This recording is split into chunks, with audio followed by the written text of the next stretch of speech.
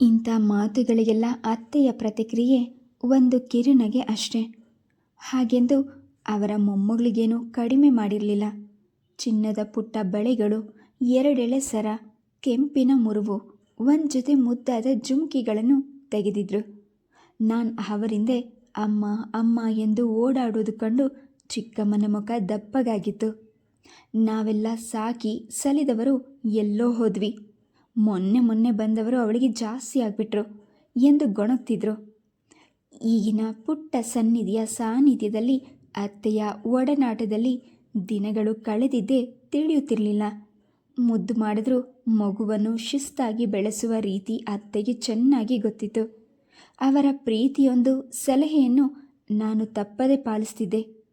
ಒಂದೇ ಸಾಲಿನಲ್ಲಿ ಹೇಳೋದಾದರೆ ಅತ್ತೆಗೆ ನಾನು ಹಿರಿಮಗಳಾದರೆ ನಮ್ಮ ಪುಟ್ಟ ಸನ್ನಿಧಿ ಕಿರಿಯ ಮಗಳು. ಹಾಗಂತ ಮಲಗಿ ಕೈಕಾಲುಗಳನ್ನು ಬಡಿಯುತ್ತಿದ್ದ ಸನ್ನಿಧಿ ಈಗ ಮನೆಯ ತುಂಬ ಅಂಬೆಗಾಲಿಡ್ತಿದ್ಲು.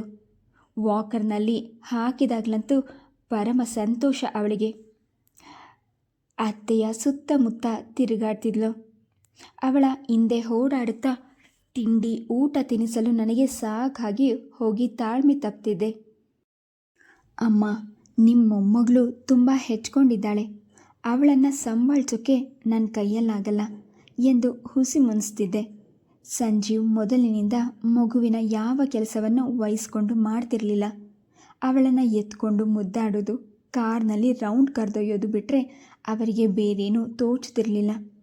ಮಗು ಹಠ ಮಾಡಿದ್ರೆ, ಅಮ್ಮ ಮಮತಾ ಮಗುನ ನೋಡ್ಕೊಳೆ ಎಂದು ಕೂಗಿ ತಾವು ನಿಶ್ಚಿಂತರಾಗಿ ಬಿಡ್ತಿದ್ರು.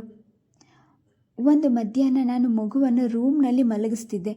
ಅತ್ತೆ ಮಗುವಿನ ಸಾಮಾನುಗಳನ್ನು ತರಲು ಅಂಗಡಿಗೆ ಹೋಗಿದ್ರು. ನಾನು ರೂಮಿನಲ್ಲಿ ಇದ್ದದ್ರಿಂದ ಡೋರ್ ಲಾಕಿನ ಕೀ ತೆಗೆದುಕೊಂಡಿದ್ರು. ಇನ್ನು 15 ನಿಮಿಷ ಕಳೆದಿಲ್ಲ. ಅತ್ತೆ ವಾಪಸ್ ಕಾರಿನಲ್ಲಿ ಬಂದ ಸದ್ದು ಕೇಳಿಸಿದಾಗ ನಾನು ಕಿಟಕಿಯ ಪರದೆ ಸರಿಸಿ ನೋಡಿದೆ. ಹಿಂದಿನ ಸೀಟಿನಿಂದ ಅತ್ತೆಯ ಜೊತೆ ಇಳಿದವಳು ವರ್ಷ. ನನಗೆ ಆಶ್ಚರ್ಯವಾಯಿತು. ಅತ್ತೆ ಇಷ್ಟು ಬೇಗ ಶಾಪಿಂಗ್ ಮುಗಿಸಿ ಬರುವವರಲ್ಲ, ಅವರಿಗೆ ವರ್ಷ ಎಲ್ಲಿ ಸಿಕ್ಕಿದ್ಲು? ನಾನು ನನ್ನ ಬಳಿ ಇದ್ದ ಬೀಗದ ಕೈಯಿಂದ ಬಾಗಿಲು ತೆಗೆದೆ. ಅತ್ತೆ ಏನೋ ಕೊಳ್ಳದೆ ಬರಿಗೈಯಲ್ಲಿ ಬಂದಿದ್ರು. ವರ್ಷಾಳ ಮುಖ ಬೆಚ್ಚಗಾಗಿತ್ತು. ಅವಳು ಅಳುತ್ತಿದ್ದಾಳೆಂಬುದಕ್ಕೆ ಸಾಕ್ಷಿ ಅವಳ ಕಣ್ಗಳು ಕೆಂಪಾಗಿ ಊದಿಕೊಂಡಿದ್ದವು. ಇದೇನು ವರ್ಷ, ಕಾಲೇಜ್ ಇಲ್ವಾ? ಅಮ್ಮ, ಇವಳು ಯಾಕೆ ನಿಮ್ಮ ಜೊತೆ ಬಂದಿದ್ದಾಳೆ? ನೀವು ಅಂಗಡಿಗೆ ಹೋಗಿಲ್ವಾ ಎಂದು ಒಂದಾದ ಮೇಲೊಂದು ಪ್ರಶ್ನೆಗಳ ಬಾಣ ತೂರಿದೆ. ಅತ್ತೆ ತಕ್ಷಣ ಉತ್ತರಿಸಲಿಲ್ಲ. ಒಳಗೆ ಹೋಗಿ ಒಂದು ಲೋಟ ನೀರು ತಂದು ವರ್ಷಾಳ ಕೈಗಿಟ್ರು. ಅದನ್ನು ಗಟಗಟನೆ ಕುಡಿದವಳೆ ವರ್ಷ ಸೋಫಾದಲ್ಲಿ ಕುಳಿತು ಕುಸಿದ್ಲು. ಯಾಕೆ ವರ್ಷ, ಹುಷಾರಿಲ್ವಾ? ಏನಾಯಿತು? ನಾನು ವಿಚಾರಿಸಿದಾಗ ವರ್ಷ ಮಾತನಾಡಲಿಲ್ಲ. ಅತ್ತೆ ಗಂಟಲು ಸರಿ ಮಾಡಿಕೊಂಡು, ಮಮತಾ ನಿಮ್ಮ ತಂದೆ ನಿದ್ದೆ ಮಾತ್ರೆ ತಗೊತಾರಾ ಎಂದು ಕೇಳಿದಾಗ ಮಾತು ಎಲ್ಲಿಂದ ಎಲ್ಲಿಗೋ ಹೋಯಿತೆಂದು ನನಗೆ ಗೊಂದಲವಾಯಿತು. ಒಂದೊಂದು ಸಲ ನಿದ್ದೆ ಬಾರದೆ ಇರುವಾಗ ತಗೊತಾರೆ, ಯಾಕೆ? ಇಲ್ಲಿ ನೋಡು. ಅತ್ತೆ ತಮ್ಮ ಪರ್ಸ್ ತೆಗೆದು ಸುಮಾರು 5 ಸ್ಟ್ರಿಪ್ನಷ್ಟು ಮಾತ್ರೆಗಳನ್ನು ತೋರಿಸಿದ್ರು. ಇದೇನಮ್ಮ ಇಷ್ಟೊಂದು? ನಾನು ಅವಕ್ಕಾದೆ.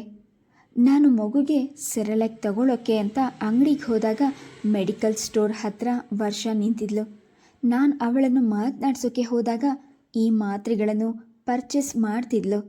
ನಾನು ಅನುಮಾನದಿಂದ ನೋಡಿದ್ರೆ ಅವಳ ಕಾಲೇಜ್ ಬ್ಯಾಗ್ನಲ್ಲಿ ಇನ್ನೂ ಇಷ್ಟೊಂದು ಮಾತ್ರೆಗಳಿದೆ. ನನಗೆ ದಿಕ್ಕು ತೋಚಲಿಲ್ಲ. ಮಮತಾ, ನಾನು ಏನು ಕೇಳಿದ್ರೂ ಮಾತಾಡ್ತಿಲ್ಲ, ಸುಮ್ಮನೆ ಅಳ್ತಾನೇ ಇದ್ದಾಳೆ, ಅದಕ್ಕೆ ಮನೆಗೆ ಕರ್ಕೊಂಡು ಬಂದೆ. ಅತ್ತೆ ಹೇಳುವಷ್ಟರಲ್ಲಿ ವರ್ಷ ಮತ್ತೆ ಅಳಲು ಆರಂಭಿಸಿದ್ಲು. ಯಾಕೆ ವರ್ಷ, ನಿನ್ಗೆ ಇಷ್ಟೊಂದು ಮಾತ್ರೆಗಳು? ಕೊಂಚ ಗಡುಸಾಗಿ ಪ್ರಶ್ನಿಸಿದೆ. ಅಕ್ಕ, ನಾನು ಬದುಕಿರಬಾರ್ದು. ವರ್ಷ ಬಿಕ್ಕುತ್ತಾ ನುಡಿದಾಗ ನಾನು ತಬ್ಬಿಬ್ಬಾದೆ. ಏನಪ್ಪ ಗ್ರಹಚಾರ, ಈ ಹುಡುಗಿ ಏನು ಅಚಾತುರ್ಯ ಮಾಡ್ಕೊಂಡು ಬಿಟ್ಟಿದ್ದಾಳೋ ಎಂದು ಆತಂಕವೇರಿತು. ಯಾಕೆ, ಏನಾಯಿತು ಹೇಳಿ? ನೀನು ಸುಮ್ಮನೆ ಅಳ್ತಾ ಇದ್ರೆ ಏನು ಅರ್ಥ ಆಗಬೇಕು ನಮಗೆ? ಏನಾದರೂ ಎಡವಟ್ಟು ಮಾಡ್ಕೊಂಡಿದ್ದೇನೆ, ನಿಜ ಹೇಳು. ನಾನು ಅವಳ ಕೈ ಹಿಡಿದೆಳೆದು ಎಬ್ಬಿಸಿ ರೇಗಿದಾಗ ಅತ್ತೆ ನನ್ನನ್ನು ತಡೆದರು. ಮಮತಾ, ನೀನು ರೇಗಾಡಿದ್ರೆ ಅವಳೇನು ಹೇಳ್ತಾಳೆ? ಬಾಮ ವರ್ಷ, ಕುತ್ಕೋ. ಏನು ತೊಂದರೆ ಆಗಿದೆ ಹೇಳು, ಮನೆಯಲ್ಲಿ ಬೇರೆ ಯಾರೂ ಇಲ್ಲ. ನೀನೇನು ಗಾಬರಿಯಾಗಬೇಡ. ಸಾಯೋ ಅಂಥದ್ದು ಏನಾಯ್ತೀಗ ಎಂದು ವರ್ಷಾಳನ್ನು ಕೂಡಿಸ್ಕೊಂಡು ಸಮಾಧಾನ ಪಡಿಸಿದ ಮೇಲೆ ನಿಧಾನವಾಗಿ ವರ್ಷ ಬಾಯ್ಬಿಟ್ಲು. ಅವಳ ಕಾಲೇಜ್ನಲ್ಲಿ ಸೆಮಿಸ್ಟ್ರಿಯಲ್ ಹೆಡ್ ಆಫ್ ದಿ ಡಿಪಾರ್ಟ್ಮೆಂಟ್ ಆಗಿ ಶಿವಾನಂದ ಸ್ವಾಮಿ ಎನ್ನುವವರು ಕೆಲವು ದಿನಗಳಿಂದ ವರ್ಷಾಳ ಬೆನ್ನ ಹಿಂದೆ ಬಿದ್ದಿದ್ರು. ಮೊದಲೆಲ್ಲ ಸರಿಯಾಗಿ ಇದರಂತೆ. ಒಂದೆರಡು ಬಾರಿ ವರ್ಷ ಕ್ಲಾಸ್ ಮುಗಿದ ಮೇಲೆ ಅವರ ಡಿಪಾರ್ಟ್ಮೆಂಟ್ಗೆ ಹೋಗಿ ಕೆಲವು ಡೌಟ್ಸ್ ಕೇಳ್ತಿದ್ಲು. ಅದೇ ಅವರ ಮನೋವಿಕಾರಕ್ಕೆ ನಾಂದಿ ಆಯಿತೋ ಅಥವಾ ಹುಡುಗಿ ತಮ್ಮೊಡನೆ ಸಲಿಗೆ ಬೆಳೆಸಿ ಪ್ರೋತ್ಸಾಹಿಸಲು ಬರ್ತಿದ್ದಾಳೆ ಎಂದು ತಪ್ಪಾಗಿ ಭಾವಿಸಿದ್ರು. ಒಟ್ನಲ್ಲಿ ಅವರಿಂದ ಸಣ್ಣ ಕಿರುಕುಳ ಆರಂಭವಾಗಿತ್ತು. ಅವಳು ಈ ಥರ ಗೆಳತಿಯರೊಡನೆ ಲ್ಯಾಬ್ನಲ್ಲಿದ್ದಾಗ ಹಿಂದೆ ತೀರಾ ಹತ್ತಿರವಾಗಿ ಬಂದು ನಿಲ್ಲೋದು, ಬೇಕೆಂದೇ ಮೈ ತಗ್ಲಿಸೋದು, ಮೈ ಮುಟ್ಟೋದು ಮಾಡ್ತಿದ್ರು. ಅದು ಆಕಸ್ಮಿಕ ಇರಬಹುದೆಂದು ಮೊದಮೊದಲು ನಿರ್ಲಕ್ಷಿಸಿದ ವರ್ಷ ಅವರ ಈ ನಡವಳಿಕೆ ಜಾಸ್ತಿ ಆಗ್ತಿದೆ ಎಂದು ಅರಿವಾದಾಗ ಎಚ್ಚೆತ್ಲು. ತಾನೇ ಅವರಿಂದ ದೂರ ಇರಬೇಕು ಎಂದು. ಆದರೆ ಕಾಲೇಜಿನಲ್ಲಿ ಪಾಠ ಮಾಡುವ ಮೇಷ್ಟ್ರನ್ನು ದೂರ ಇಡಲು ಹೇಗೆ ಸಾಧ್ಯ? ಬೇಕೆಂದೇ ಅವಳಿಗೆ ಜಾಸ್ತಿ ನಂಬರ್ ಕೊಡ್ತಿರಲಿಲ್ಲ. ಅವಳ ರೆಕಾರ್ಡ್ಗಳನ್ನು ಕರೆಕ್ಟ್ ಮಾಡ್ತಿರಲಿಲ್ಲ. ಆಗ ಅವಳು ಅವರ ಬಳಿಗೆ ಹೋಗಿ ಕೇಳಲೇಬೇಕಾಗ್ತಿತ್ತು. ಒಮ್ಮೆ ಅವರ ಡಿಪಾರ್ಟ್ಮೆಂಟ್ಗೆ ಹೋಗಿ ಕೇಳಿದಾಗ ನಿರ್ಜನವಾಗಿದ್ದ ಆ ಸ್ಥಳದಲ್ಲಿ ಅವರು ಮಾತನಾಡುತ್ತಾ ಹಾಗೆಯೇ ಅವಳನ್ನು ಬರಸೆಳೆದು ತುಟಿಗೆ ಮುತ್ತಿಡಲು ಪ್ರಯತ್ನಿಸಿದಾಗ ವರ್ಷ ಗುಸುರಾಡಿ ದೂರ ತಳ್ಳಿದ್ಲು.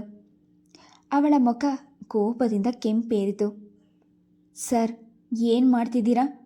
ನಾನು ನಿಮ್ಮ ಮೇಲೆ ಕಂಪ್ಲೇಂಟ್ ಮಾಡ್ತೀನಿ. ಆ ಮನುಷ್ಯ ಬೆದರಿ ಹಿಂದೆ ಸರಿಯಲಿಲ್ಲ. ಬದಲಾಗಿ ಅವಳ ಬಳಿ ಬಂದು ಮುಖದ ಬಳಿ ಮುಖವಿಟ್ಟು, ನೀನು ಕೆಮಿಸ್ಟ್ರಿ ಪಾಸಾಗೋದು ಬೇಡವಾ ಎಂದಾಗ ವರ್ಷ ದಂಗಾದ್ಲು. ನಿನ್ನನ್ನು ಪ್ರಾಕ್ಟಿಕಲ್ನಲ್ಲಿ ಫೇಲ್ ಮಾಡ್ತೀನಿ, ಹೇಗೆ PUC ಪಾಸ್ ಆಗ್ತೀಯಾ ಅಂತ ನೋಡೋಣ. ವರ್ಷ ಗಾಬರಿಗೊಂಡ್ಳು. ಅವನ ನಡವಳಿಕೆ ಪ್ರತಿಭಟಿಸಲು ಹೋಗಿ ತನ್ನ ಭವಿಷ್ಯಕ್ಕೆ ಸಂಚಕಾರ ತಂದುಕೊಳ್ತೇನೆಂದು ಅವಳು ಎಳೆಯ ಹೃದಯ ಕಂಪಿಸ್ತಿತ್ತು. ಹುಡುಗಿ ಬಗ್ಗುತ್ತಾಳೆಂದು ತಿಳಿದ ಅವನು, ಈ ವಿಷಯ ನಮ್ಮಿಬ್ಬರಲ್ಲೇ ಇರಬೇಕು, ಆಗ ಯು ವಿಲ್ ಬಿ ಸೇಫ್, ಇಲ್ಲಾಂದರೆ ನಿನ್ನ ಕೆರಿಯರ್ ಜೊತೆ ನಿನ್ನ ಹೆಸರು ಹಾಳಾಗತ್ತೆ ಎಂದು ಎಚ್ಚರಿಸಿದ್ರು. ಹಾಳಾಗೋಗ್ಲಿ, ಪೀಡೆ ಕಳೆಯಿತು ಎಂಬಂತೆ ಈ ವಿಷಯ ಮರೆತು ಬಿಡೋದು ನಿರ್ಧರಿಸಿ ವರ್ಷ ತೆಪ್ಪಗಾದ್ಲು. ಆದರೆ ಆ ವ್ಯಕ್ತಿ ಇಲ್ಲಿಗೆ ಬಿಡಲಿಲ್ಲ. ಅವಳೊಡನೆ ತನ್ನ ಸಲಿಗೆಯನ್ನು ಜಾಸ್ತಿ ಮಾಡ್ದ. ಒಮ್ಮೆ ಅವಳ ಟೆಸ್ಟ್ ಟ್ಯೂಬ್ಗಳನ್ನು ಒಳಗಿಡಲು ಹೋದಾಗ ಅವಳ ಹಿಂದೆ ಬಂದು ಅವಳ ಮೈ ಮೇಲೆ ಕೈ ಆಡಿಸಿದ. ಥೂ ಬಿಡಿ ಸರ್, ಏನಿದು ಅಸಹ್ಯ. ಅವಳು ರೋಷದಿಂದ ಕುಸಿರಾಡಿ ನಿಂತಾಗ ಅವನು ಕೋಪಗೊಳ್ಳಿಲ್ಲ. ಮರಿ, ನೀನು ಎಕ್ಸಾಮ್ನಲ್ಲಿ ಪಾಸ್ ಆಗಬೇಕೋ ಬೇಡವೋ ಎಂದು ನಗುತ್ತಾ ಕೇಳಿದಾಗ ವರ್ಷಾಳಿಗೆ ಕಣ್ಣಲ್ಲಿ ನೀರುಕ್ಕಿತು. ಅವನ ವರ್ತನೆ ಹೀಗೆಯೇ ಮುಂದುವರಿದಾಗ ವರ್ಷ ಕಂಗಾಲಾದ್ಲು. ಬೇಕೆಂದೇ ಕಾಲೇಜ್ ಬಿಟ್ಟ ಮೇಲೆ ಅವಳನ್ನು ಡಿಪಾರ್ಟ್ಮೆಂಟ್ಗೆ ಕರೆದು ಅವಳ ರೆಕಾರ್ಡ್ ಪರಿಶೀಲಿಸುತ್ತಾ ಏನಾದರೂ ತಿದ್ದುಪಡಿ ಮಾಡೋದು, ಆ ಸಮಯದಲ್ಲೇ ಅವಳನ್ನು ಅನುಚಿತವಾಗಿ ಸ್ಪರ್ಶಿಸೋದು ಆಗಾಗ ನಡೆಯುತ್ತಲೇ ಇತ್ತು. ವರ್ಷಾಳಿಗಂತೂ ಕೆಮಿಸ್ಟ್ರಿ ಎಂದರೆ ದುಃಖ ಸ್ವಪ್ನ ಎನಿಸತೊಡಗಿತು. ಕ್ಲಾಸ್ ತಪ್ಪಿಸ್ಕೊಂಡ್ರೆ ಅವಳಿಗೆ ಕಷ್ಟ, ಹೋದರೆ ಇಂಥ ಕಿರುಕುಳ ಅನುಭವಿಸ್ಬೇಕು. ಕೊನೆಗೆ ಮನಸ್ಸು ಎಷ್ಟು ರೋಸ್ ಹೋಯ್ತೆಂದರೆ ಇದಕ್ಕೆ ಹಿತಶ್ರೀ ಆಡೋದಾದರೆ ತಾನೇ ಪ್ರಾಣ ಕಳೆದುಕೊಂಡ್ಬಿಡಬೇಕು ಎಂದು ಅವಳ ಅಪ್ರಬುದ್ಧ ಮನ ನಿರ್ಧರಿಸಿತು. ದೇವರ ದಯೆ, ಅತ್ತೆ ಸರಿಯಾಗಿ ಸಮಯಕ್ಕೆ ನೋಡಿ ಅವಳನ್ನು ಕರೆತಂದಿದ್ದೇ ಅದೃಷ್ಟ. ಎಳೆಯ ಹುಡುಗಿ ಬಿಕ್ಕಳಿಸಿ ಅಳುತ್ತಿದ್ದುದು ಕಂಡು ನಾನು ಅವಳನ್ನು ಬರಸೆಳೆದು ಅಪ್ಕೊಂಡೆ. ಆ ರಾಕ್ಷಸನ ಬಗ್ಗೆ ನನ್ನೊಳಗೆ ರೋಷದ ಬೆಂಕಿಯೇ ಹತ್ಕೊಂಡಿತ್ತು. ಅವನು ಯಾವನೋ ರಾಸ್ಕಲ್, ಮೊದಲು ಅವನ ಮೇಲೆ ಪೊಲೀಸ್ ಕಂಪ್ಲೇಂಟ್ ಕೊಡಬೇಕು. ಬಿಸಿ ರಕ್ತ ನನಗಿರುವ ಆವೇಶ ಜೀವನ ಕಂಡಿದ್ದ ಅತ್ತೆಗೆ ಇರಲಿಲ್ಲ. ದುಡುಕ್ಬೇಡ ಮಮತಾ, ಮುಳ್ಳಿನ ಮೇಲೆ ಹರಿವಿರುವ ಬಟ್ಟೆನ ನಿಧಾನವಾಗಿ ಬಿಡಿಸ್ಕೋಬೇಕು. ಈ ವಿಷಯ ಅಪ್ಪ ಚಿಕ್ಕಮ್ಮನಿಗೆ ಗೊತ್ತಾ? ವರ್ಷ ಬಿಕ್ಕುತ್ತಾ? ಇಲ್ಲ ಮಮ್ಮು ಅಕ್ಕ, ನೀನಿದ್ದಾಗ ನಿನ್ನ ಹತ್ರ ಹೇಳ್ಕೊಳ್ತಿದ್ದೆ, ಆದರೆ ಅಪ್ಪ ಅಮ್ಮನ ಹತ್ರ ಹೇಳ್ಕೊಳ್ಳೋ ಧೈರ್ಯ ಬರಲಿಲ್ಲ. ನಿನ್ನ ಹಾಗೆ ಅವರು ನನ್ನನ್ನು ಅರ್ಥ ಮಾಡ್ಕೊತಾರಾ? ನೆನೆಸ್ಕೊಂಡ್ರೇ ಭಯ ಆಗತ್ತೆ ಎಂದಾಗ ನಾನು ಅತ್ತೆಯ ಕಡೆ ತಿರುಗಿದೆ. ಈಗೇನು ಮಾಡೋದಮ್ಮ, ನೀವೇ ಹೇಳಿ. ಅತ್ತೆ ಏನು ಯೋಚಿಸಿ, ವರ್ಷ, ನಿಮ್ಮ ವೈಸ್ ಪ್ರಿನ್ಸಿಪಲ್ ಮಾಲ್ತಿ ರಾಮನ್ ಅಲ್ವಾ ಎಂದು ಕೇಳಿದರು. ಹೌದು ಆಂಟಿ, ನನಗೆ ತುಂಬ ಕ್ಲೋಸ್ ಫ್ರೆಂಡ್. ನಿಮ್ಮ ಪ್ರಿನ್ಸಿಪಲ್ ರಾಧಿಕಾ ಹೆಗ್ಡೆ ಕೂಡ ನನಗೆ ಪರಿಚಯ. ನಾನು ಅವರ ಜೊತೆ ಮಾತನಾಡ್ತೀನಿ ಎಂದಾಗ ವರ್ಷ ಗಾಬರಿಯಿಂದ, ಆಂಟಿ, ಆಮೇಲೆ ಕೆಮಿಸ್ಟ್ರಿ ಸರ್ ನನ್ನ ಮೇಲೆ ಸೇಡ್ ತೀರಿಸ್ಕೊಂಡ್ರೆ ಎಂದು ಮತ್ತೆ ಅಳಲು ಆರಂಭಿಸಿದ್ಲು. ಅತ್ತೆ ಅವಳ ತಲೆ ಸವರಿ, ಅದೆಲ್ಲ ಹೇಳ್ದಷ್ಟು ಸುಲಭ ಅಲ್ಲ ಪುಟ್ಟ. ಈ ರೀತಿ ಹ್ಯಾರಾಸ್ ಮಾಡೋರನ್ನು ಸುಮ್ಮನೆ ಬಿಡಬಾರ್ದು. ನಿನ್ನ ಭವಿಷ್ಯ ಅಂಥವನ ಕೈಲಿರೋಕ್ಕೆ ಸಾಧ್ಯ ಇಲ್ಲ. ಸುಮ್ಮನೆ ನಿನಗೆ ಬೆದರಿಕೆ ಹಾಕ್ತಿದ್ದಾನಷ್ಟೇ. ಇದನ್ನು ಹೇಗೆ ಹ್ಯಾಂಡಲ್ ಮಾಡಬೇಕು ಅಂತ ನನಗೆ ಗೊತ್ತು ಎಂದು ಧೈರ್ಯ ನೀಡಿದಲ್ಲದೆ ತಾವೇ ವರ್ಷಾಳನ್ನು ಖುದ್ದಾಗಿ ಕಾರ್ನಲ್ಲಿ ಕರೆದೊಯ್ದು ಪ್ರಿನ್ಸಿಪಲ್ ಹಾಗೂ ವೈಸ್ ಪ್ರಿನ್ಸಿಪಲರಿಗೆ ದೂರು ಕೊಟ್ಟರು. ಶಿವಾನಂದ ಸ್ವಾಮಿಯನ್ನು ಕರೆಸಿ ವಿಚಾರಣೆ ಮಾಡಿದ್ದಾಯಿತು. ನಿಮ್ಮ ಮೇಲೆ ಪೊಲೀಸ್ ಕಂಪ್ಲೇಂಟ್ ಕೊಟ್ಟರು ಕ್ರಿಮಿನಲ್ ಕೇಸ್ ಹಾಕಿಸ್ತೀವಿ ಎಂದು ಬೆದರಿಸಿದಾಗ ಅವನು ತಪ್ಪನ್ನು ಒಪ್ಕೊಂಡು ಕ್ಷಮಾಪಣೆಯ ಪತ್ರ ಬರ್ಕೊಟ್ಟು ತಾನಿನ್ನು ವರ್ಷಾಳ ತಂಟೆಗೆ ಹೋಗೋದಿಲ್ಲವೆಂದು ಎದುರಿಗೆ ನಿಂತು ಕ್ಷಮೆ ಕೇಳಿದ ಮೇಲೆ ವಿಷಯ ಮುಕ್ತಾಯಗೊಂಡಿತು. ಇಷ್ಟೆಲ್ಲ ನಡೆದರೂ ಅಪ್ಪ ಚಿಕ್ಕಮ್ಮನಿಗೆ ಇದರ ಸುಳಿವು ಗೊತ್ತಿರಲಿಲ್ಲ. ಅಮ್ಮ ಇದನ್ನೆಲ್ಲ ಅರ್ಥ ಮಾಡ್ಕೊಳ್ಳಲ್ಲ. ಅಪ್ಪನ ಹತ್ರ ಹಠ ಮಾಡಿ ನನ್ನನ್ನು ಕಾಲೇಜ್ನಿಂದ ಬಿಡಿಸ್ಬಿಡ್ತಾಳೆ ಎಂದು ವರ್ಷ ಗೋಗರೆದು ಹೇಳಿದ್ರಿಂದ ಅತ್ತೆ ಇದನ್ನು ತಾವೇ ನಿಂತು ನಿರ್ವಹಿಸಿದ್ರು. ಈಗ ವರ್ಷ ನಿರಾಳವಾಗಿ ಕಾಲೇಜ್ಗೆ ಹೋಗ್ತಿದ್ಲು. ಅವಳು ನಮ್ಮ ಮನೆಗೆ ಬಂದು, ಅಕ್ಕ, ಈಗ ಆ ಪ್ರಾಣಿ ನನ್ನ ಮುಖ ನೋಡೋಕ್ಕೆ ಹೆದರ್ಕೊಳ್ಳುತ್ತೆ.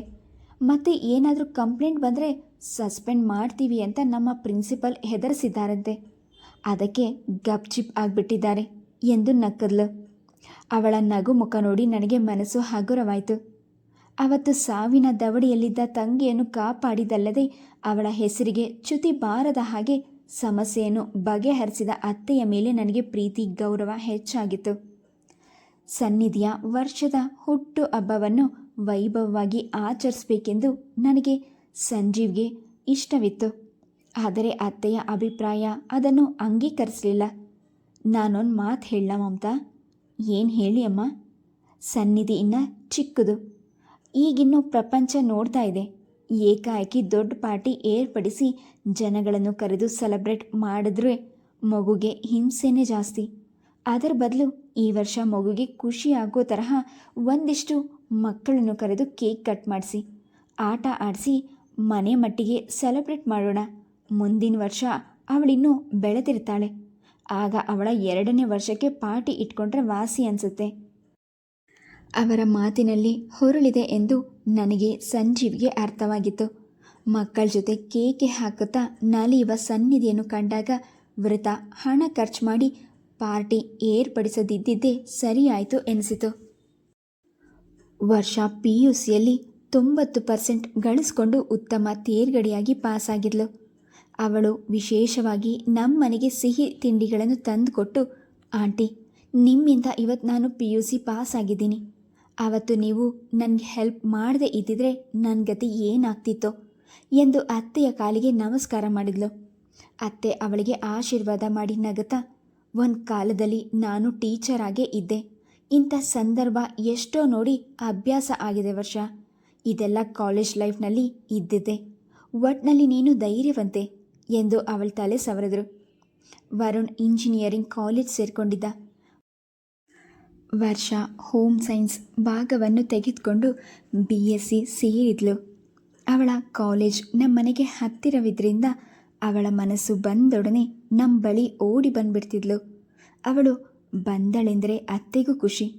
ಅವಳು ಪ್ರಯೋಗವಾಗಿ ಕಲಿತ ಅಡಿಗೆ ತಿಂಡಿಗಳನ್ನು ಅತ್ತೆಯ ಜೊತೆ ಸೇರಿ ಮಾಡ್ತಿದ್ಲು. ಸನ್ನಿಧಿಗೂ ವರ್ಷಾಳನ್ನು ಕಂಡ್ರೆ ಹಿಗ್ಗು. ಚಿಕ್ಕಿ ಚಿಕ್ಕಿ ಎಂದು ಮುದ್ದಾಗಿ ಕರೆಯುತ್ತಾ ಅವಳ ಹಿಂದೆ ಸುತ್ತುತ್ತಿದ್ಲು. ವರುಣನ ಕಾಲೇಜು ದೂರವಿದ್ದಿದ್ದರಿಂದ ಅವನು ನಮಗೆ ಅಪರೂಪವಾಗಿದ್ದ. ಆದರೂ ಅತ್ತೆಯ ನೇತೃತ್ವದಲ್ಲಿ ತಿಂಗಳಿಗೊಮ್ಮೆಯಾದರೂ ನಾವೆಲ್ಲ ಒಟ್ಟಿಗೆ ಸೇರ್ತಿದ್ವಿ. ನಮ್ಮ ಮನೆಯಲ್ಲೇ ವಿಶೇಷ ಅಡಿಗೆ ಮಾಡಿ ಅತ್ತೆ, ಅಪ್ಪ, ಚಿಕ್ಕಮ್ಮ ಹಾಗೂ ಮಕ್ಕಳನ್ನು ಆಹ್ವಾನಿಸ್ತಿದ್ರು. ಇಲ್ವೇ ನಾವೆಲ್ಲ ಒಟ್ಟಿಗೆ ಎಲ್ಲಾದರೂ ಹೊರಗೋಗಿ ಸಂತೋಷದಿಂದ ಕಾಲ ಕಳೆಯುತ್ತಿದ್ವಿ. ಮೊದಲು ಸಂಜೀವ್ ಅಪ್ಪ ಚಿಕ್ಕಪ್ಪನೊಡನೆ ಬೆರೆತು ಮಾತನಾಡಲು ಹಿಂಜರಿಯುತ್ತಿದ್ದರು. ನಾನು ಯಾಕೆ, ನೀವೆಲ್ಲ ಹೋಗಿ ಬನ್ನಿ ಎಂದು ಜಾರ್ಕೊಳ್ತಿದ್ರು. ಅಮ್ಮ, ನೋಡಿಯಮ್ಮ, ಅಪ್ಪ ನಮ್ಮನ್ನೆಲ್ಲ ರಾತ್ರಿ ಊಟಕ್ಕೆ ಕರೆದಿದ್ದಾರೆ, ನಿಮ್ಮ ಮಗ ಬರಲ್ವಂತೆ ಎಂದು ಅತ್ತೆಯ ಬಳಿ ದೂರಿಟ್ಟೆ. ಸಂಜೀವ್ ನಮ್ಮ ಮನೆಯವರ ಜೊತೆ ಬೆರೆಯದೇ ಇದ್ದಾಗ ನನಗೆ ಬಹಳ ಕೋಪ ಬರ್ತಿತ್ತು. ಅತ್ತೆ ಸಂಜೀವ್ನನ್ನು ಕರೆದು, ಯಾಕೋ ನಮ್ಮ ಜೊತೆ ಬರೋದಿಲ್ವಾ ಎಂದು ವಿಚಾರಿಸಿದ್ರು. ಇಲ್ಲಮ್ಮ, ನೀವು ಹೆಂಗಸರು ಹೋಗಿ ಬನ್ನಿ. ಅತ್ತೆ ಮಾವನ ಮನೆಗೆ ಅಳಿಯನಾಗಿ ನಾನು ಊಟಕ್ಕೆ ಬಂದರೆ ಏನು ಚೆನ್ನಾಗಿರುತ್ತೆ. ಹಬ್ಬ ಇಲ್ಲ, ಫಂಕ್ಷನ್ ಇಲ್ಲ, ಸುಮ್ಮನೆ ನಾನು ಅವರ ಮನೆಗೆ ಬಂದು ಊಟ ಮಾಡಿದರೆ ಹೆಂಡತಿ ದಾಸ ಅಂತ ಜನ ನಗ್ತಾರಷ್ಟೇ. Please subscribe the channel, like and share. Thank you.